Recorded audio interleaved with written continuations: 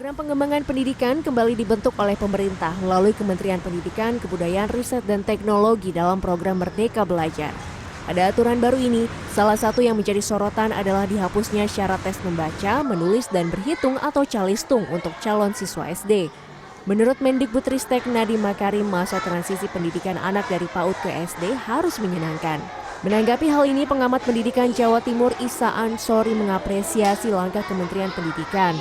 Menurutnya, kriteria yang lebih penting untuk anak memasuki jenjang sekolah dasar adalah usia yang cukup dan kematangan emosional. Jika kedua hal tersebut sudah siap, maka proses anak dalam belajar bisa lebih mudah dan menyenangkan.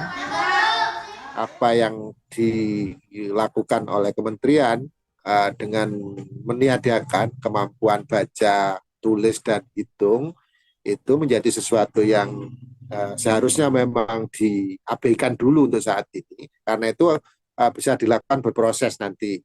Tapi yang perlu disiapkan ketika anak memasuki jenjang sekolah usia SD misalkan, maka dia harus siap dulu, siap secara mental, siap secara emosional, dan kemudian dia bisa mandiri belajar ketika memasuki ruang kelas sekolah dasar. Beberapa tenaga pendidik di Kota Surabaya juga menyambut baik aturan tersebut, mengingat setiap anak memiliki perkembangan yang berbeda.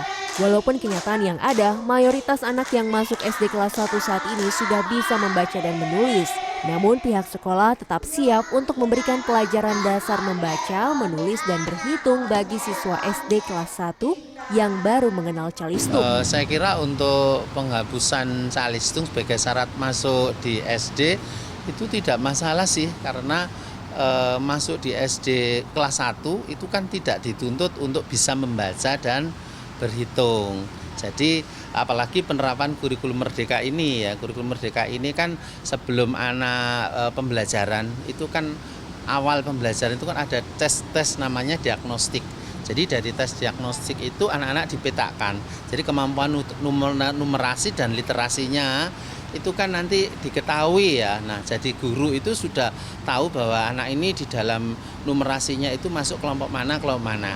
Nah, ketika sudah mendapatkan data untuk pengelompokan itu, guru memilih strategi pembelajaran yang cocok. Terutama untuk anak yang belum bisa membaca dan menulis, memang di kelas 1 kan memang baru diajari ya kan. Untuk menulis itu setiap hari anak-anak selalu kita latih untuk menulis, apalagi menulis indah, menulis sambung itu setiap hari.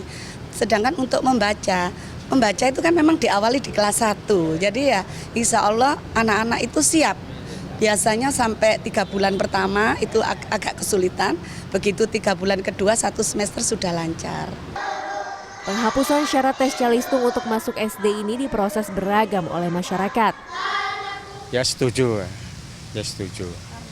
Ya karena untuk lebih menyenangkan anak-anak belajar. Kalau menurut saya kurang setuju ya, karena kan anak kecil sekarang kan harusnya dari bahkan TK ya itu udah diajarin, contohnya kayak A, B, C, D itu kan harusnya udah bisa membaca gitu. Anak sekarang kan pinter-pinter gitu loh, nggak kayak kita dulu gitu. Terus perkembangan anak sekarang kan perkembangannya kan dari zaman ke zaman kan tambah pinter gitu loh. Harusnya ada syarat wajib itu sih. Selain ingin membuat proses pembelajaran lebih menyenangkan, Kemendikbudristek juga menilai bahwa ternyata masih banyak anak-anak Indonesia yang tidak memiliki akses yang cukup untuk belajar calistung. Sehingga hal ini jugalah yang mendasari penghapusan tes calistung sebagai syarat masuk SD. Gia Clarissa, Didin Iswandani, Surabaya, Jawa Timur.